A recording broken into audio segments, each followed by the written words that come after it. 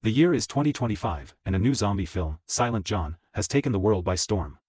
These aren't your typical shambling undead, these zombies move with Usain Bolt speed, catching up to airplanes in mere moments. More terrifyingly, they've evolved in intelligence, able to track prey from vast distances using their sense of touch and even devise strategies to breach humanity's fortified cities. But let's dive into the story itself. Our tale begins with a young boy engrossed in cartoons at home when suddenly, the TV signal vanishes. An emergency broadcast immediately cuts in, announcing a mysterious epidemic sweeping the globe. Within minutes or days of incubation, the infected transform into bloodthirsty, frenzied beings. This highly contagious disease rapidly engulfs cities, one after another. As the boy watches intently, a noise from downstairs startles him. Gathering his courage, he heads towards the stairs to investigate. It turns out to be just his older sister playing a prank. Just then, his father calls. Being away on a mission, he instructs his wife to take the children to relatives in the suburbs for temporary refuge, as their city is also succumbing to the zombie outbreak. Seeing her father always wearing the lucky bracelet she made for him, young Abigail beams with a bright smile. Meanwhile, her mother finishes packing. Hearing the occasional agonizing screams from outside, she doesn't dare delay another second, quickly pulling her two children outside. As they are about to get into the car, she's suddenly knocked down by an infected person. Quick-witted Abigail ducks under the car, witnessing her brother being harmed. She trembles uncontrollably with fear. After a long moment, she dares to crawl out. But Abigail never expects her mother, now a mindless zombie, to lunge at her. At this critical moment, a gunshot rings out. A man, like a savior, appears, rescuing Abigail.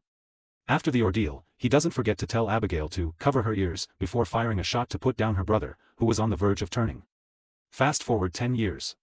Human civilization has crumbled under the zombie plague. Once bustling cities are now desolate ruins. Young Abigail has grown up, molded into a formidable warrior by Cross, the man who saved her. Having lived in the wilderness for so long, Abigail yearns for the company of other survivors. Her greatest wish is to find a base for the living. However, Cross's ideal sanctuary is a deserted island, far from the mainland and humanity. One night, Cross is abruptly awakened by an alarm outside. Cautiously, he exits his tent to investigate. A zombie lunges from the shadows. Cross fires several shots, killing it. Both are deeply worried. Zombies prefer to move in hordes, so many more must be nearby. Before dawn, they pack their belongings and depart. Suddenly, their horses whinny. Cross senses impending danger. They look around, and in the distance, they spot a jeep surrounded by zombies. Cross initially wants to avoid getting involved, but Abigail decisively opens fire. Left with no choice, he dispatches the remaining zombies. They ride their horses to the jeep, naturally seizing the opportunity to search for supplies. Cross spots a dead person's shoes. Just as he finishes changing them, he hears a voice over the jeep's radio. It turns out the person who was attacked is still alive. Cross's group intends to leave immediately, but then several off-road vehicles arrive. A large group of armed survivors surrounds them. Someone, seeing Cross's newly acquired shoes, accuses them of being ruthless looters. As the two sides are in a standoff, a pregnant woman steps out of a vehicle, pleading with her companions to spare Abigail's group. At this moment, the horses neigh a warning. Immediately after, roars echo from the nearby forest. A massive wave of zombies surges from all directions. It's too late to run, everyone grabs their weapons and prepares to fight. A female zombie, seemingly still intelligent, stands still, watching her companions fight bravely. Without cover, the survivors' numbers quickly dwindle. Abigail prudently retreats into the jeep. Cross fights and retreats, efficiently killing the intelligent zombie before flooring the accelerator and speeding away from the horde. A black-faced zombie watches its female counterpart get shot, grieving as if it has lost its mate, letting out an enraged roar. Meanwhile, Cross drives the pregnant woman and her husband away from the zombie horde. They learn that this group was heading to a survivor camp called Boat Town. Hearing this, Abigail is thrilled. Isn't this the place she's always wanted to go? After confirming the direction, Cross intends to drive there. However, the car breaks down halfway. The pregnant woman's husband steps out and introduces himself as David, a mechanic. But with a lack of spare parts, the car is irreparable. With no other option, Cross's group proceeds on foot. Continuing along the road, they quickly reach the city where Abigail grew up. The tall buildings still stand, but they are devoid of life. Cross finds a spacious building, preparing to rest there for the night. After confirming there are no dangers nearby, they light a fire and settle down. Abigail is incredibly curious about the Boat Town camp. Earlier, the pregnant woman, Megan, had contacted them via radio. The town's name truly reflects its appearance. It's built from connected boats, making it incredibly safe as it's not connected to the mainland. Furthermore, water and food sources are abundant, making it a veritable sanctuary for survivors. Hearing this, Abigail's eyes light up. However, Cross has no interest in this place. He believes that instead of wasting time talking, they should be setting up more warning devices and explosive traps outside. After finishing, Cross returns to inform everyone of his plan. He'll escort Megan and her husband a bit further, then they'll part ways, as his destination is the port in the opposite direction. Abigail awkwardly rushes out to argue with Cross. Why don't we go to Boat Town with them? Cross is a very smart man. He knows that the more people there are, the more dangerous a place becomes. But Abigail doesn't understand the treacherous nature of human hearts. After a fierce argument with Cross, she goes upstairs alone to stand guard. But what they don't know is that the black-faced zombie leader had tracked their scent to the car they abandoned on the road. It seems this zombie leader is determined to have a showdown with Cross. Early the next morning, as Abigail looks through old childhood photos, she hears a rustling sound from the bushes downstairs. She realizes a zombie has infiltrated and intends to go downstairs to warn everyone. However, she encounters a zombie midway. Thankfully, she reacts quickly, shaking off the zombie just in time, though she loses her balance. Just then, Cross appears, once again saving her from danger. Not long after, the zombie leader brings its horde. Unfortunately for them, they fall into a trap Cross had set earlier. Hearing the explosions, Cross feels a pang of unease. He knows they're being targeted. At this moment, Abigail suddenly remembers a civilian airport not far away. Her dad used to take her there to play. Perhaps there's still a plane there, which would save them from daily walking. Cross thinks the chances of finding a plane are slim, but he can't resist Abigail's persistence, so he agrees to check it out. A short while later, the civilian airport Abigail mentioned appears before them. But everyone immediately feels disappointed. The place is empty, without a single plane. However, Abigail doesn't give up. She remembers her father bought a specialized airplane hangar. Now a desolate mound of earth, it looks mysterious. Using the old trick to open the door, sure enough, her father's small plane is still there. Abigail is ecstatic. Finally, she can show off in front of Cross. But this plane hasn't been used in a long time. David says it needs to be checked, while Cross and Abigail take turns standing guard from a high vantage point. Before they can even get comfortable, a sea of zombies is rushing towards them. Cross frantically runs to warn Megan and her husband that they must get on the plane within 3 minutes. They no longer care if David has finished checking and repairing it. As the zombies draw closer, Abigail calmly relies on vague memories and, to her surprise, actually manages to start the plane. But by this time, many zombies have caught up. They're running speed rivals that of a sprint champion. They seem intent on blocking the plane. Cross fires, killing a zombie that has climbed aboard. Abigail finally understands the flying procedures. The little girl gently lifts the plane into the sky. The black-faced zombie leader looks up at the sky, his eyes filled with complex emotions. On the plane, everyone is smiling and happy. Soon, they will reach Boat Town. But a second later, the plane's tail suddenly smokes, then it plummets straight down to the ground. Luckily, they are fortunate enough that the plane falls from a limited height and is cushioned by trees, so all four are only superficially injured. The plane is unusable. They have no choice but to continue on foot. After walking for a while, they reach an abandoned train car. After confirming there are no zombies around, Cross decides to rest there for the night. The port and Boat Town are at opposite ends of the road. The four of them can still continue together for another stretch. After putting his wife to sleep, David goes alone to the train compartment. He pulls down his pants to reveal a horrific wound. It turns out he was bitten by a zombie not long ago. David knows he'll turn into a zombie sooner or later, so he intends to shoot himself to end it. But thinking of his pregnant wife, he abandons the idea. Early the next morning, Cross notices something unusual about David. When no one is looking, Cross pulls up David's pants and discovers the zombie bite wound. But Abigail keeps urging them to move, so he can only temporarily ignore it and not immediately kill David. As night falls, the group accidentally discovers a farmhouse ahead. Cross stealthily approaches with his gun.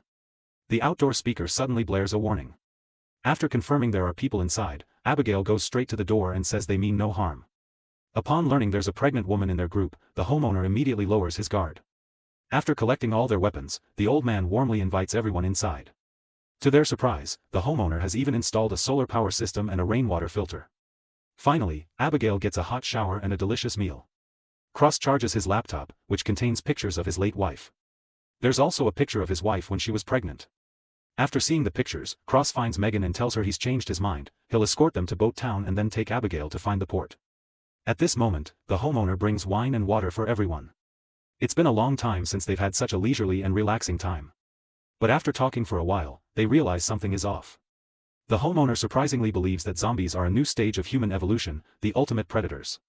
They should have dominated the world, just as humans greedily killed other animals before. Everyone is wide-eyed with astonishment at the homeowner's words. Only David feels increasingly unwell. He rushes to the bathroom and sees that the infection has spread throughout his body. David returns to the living room to find Cross and the other two unconscious. The homeowner then presses a button on a device on his hand. David feels his whole body go limp, devoid of strength.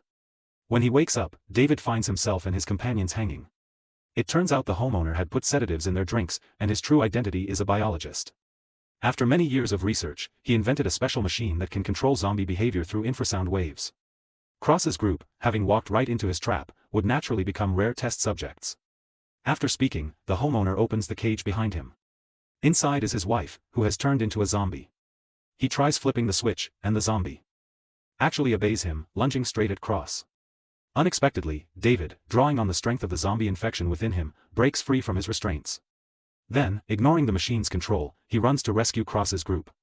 Seeing the unfavorable situation, the homeowner immediately flees, disappearing quickly. Cross doesn't want to stay there long. He finds a car outside and drives everyone into the deep forest. But how could the homeowner let them go? He controls the zombies, quickly chasing after the car. Cross drives as fast as he can, but then a fallen tree blocks the road. At this point, the group has no choice but to abandon the car and run on foot. David knows he can't resist much longer and decides to stay behind to protect everyone's escape. After a few brief words with his wife, he quickly charges into the zombie horde. But this only temporarily slows them down. Cross carries Megan, fighting and running. Just as the zombies are about to catch up, they accidentally spot a human guard post. Abigail guesses this is Boat Town, their destination. Hearing the commotion, the guard immediately opens fire, killing the zombies invading their territory. The black-faced zombie leader stops his subordinates from chasing because there's water ahead, which they cannot cross. Not long after, Cross's group travels by boat to the center of the camp. Megan's water breaks, and she needs immediate medical attention. Luckily, there's a doctor in the infirmary.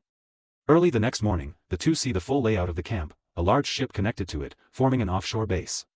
Cross finally meets the camp's leader. He welcomes the two to settle there but requires them to follow a series of rules. Cross doesn't hesitate and immediately turns to leave. He still feels an uninhabited island offers more freedom. But Abigail is determined to stay. She yearns to live with people her own age. Then, the two have a heated argument.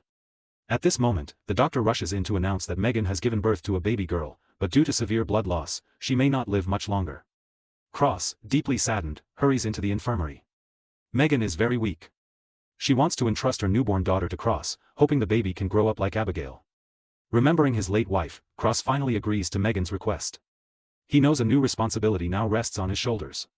Meanwhile, Abigail is led by a handsome young man and finally experiences a joy she's never known before. She never imagined that a group of people could drink and dance freely together to wonderful music. So, she's determined to stay here longer. After enjoying herself, Abigail accidentally sees the handsome young man sneaking down into the boat's hold. Curious, she follows him and discovers a dense network of wires and explosives, with a remote detonator placed in a conspicuous spot. The young man then explains that they've rigged the boat's hold with explosives. If the place were ever attacked, the residents would escape through a tunnel, and then they'd detonate the entire place. But what they don't know is that the day they would be attacked would come so quickly. The homeowner, harboring a grudge against Cross's group, uses his control device to ally with the zombie leader. With the aid of human intelligence, the natural water barrier is no longer effective. A large number of zombies swim or use boats to attack Boat Town. Due to the surprise attack, the town's guards suffer heavy losses. The residents, losing their geographical advantage, ultimately become prey for the zombies. Cross, worried for Abigail's safety, goes against the flow of people to find her. Fighting off zombies as he searches, he finally finds Abigail battling on the boat's deck. Perhaps due to a momentary surge of emotion, he's pushed down into the boat's hold by a zombie. The smug homeowner appears. He has finally waited for his chance for revenge. But Cross doesn't sit idly by. He grabs his opponent's hand and slams it down hard. The fragile machine immediately breaks, losing its ability to control the zombies. The homeowner is quickly torn apart. Earlier, this camp had prepared an escape route. Many survivors fled through a tunnel to the other side of the shore. As he prepares to detonate the bomb, the handsome young man shouts, "Wait," because Abigail is still on the boat. During their escape, Cross stops his paddle and knocks away the zombie leader. At this moment, Abigail accidentally sees a bracelet on the zombie leader's wrist. Isn't this the bracelet she personally made and gave to her father? But at this moment, Abigail has no time to think. Cross pulls her into the tunnel. The handsome young man, seeing that Abigail and Cross have escaped, quickly presses the remote control. The entire fleet of boats is immediately engulfed in flames. But the battle is not over for everyone. The camp leader approaches, clutching his neck. During the previous battle, he was bitten by a zombie, but he hasn't turned yet. He's knocked down by the zombie leader, who, surprisingly, also survived the explosion. Cross immediately rushes to fight it. Abigail picks up the gun from the ground. She realizes the zombie leader is her own father. But Cross, who raised her from a young age, is also in danger. Finally, Abigail makes a decision. She fires her gun, killing the zombie leader. After all, it's no longer her father. This also proves that the female zombie Cross killed earlier was indeed Abigail's mother. One can only say that all the plot points in the film are truly fitting. Finally, Cross leads the group of survivors, looking towards the distant deserted island. They decide to build humanity's new home there. The film ends here. This has been the entire story of the film Silent John. What do you think of this movie? If you think it's great, comment 111. If you think it's just okay, comment 222. Thank you for your attention. Goodbye and see you again.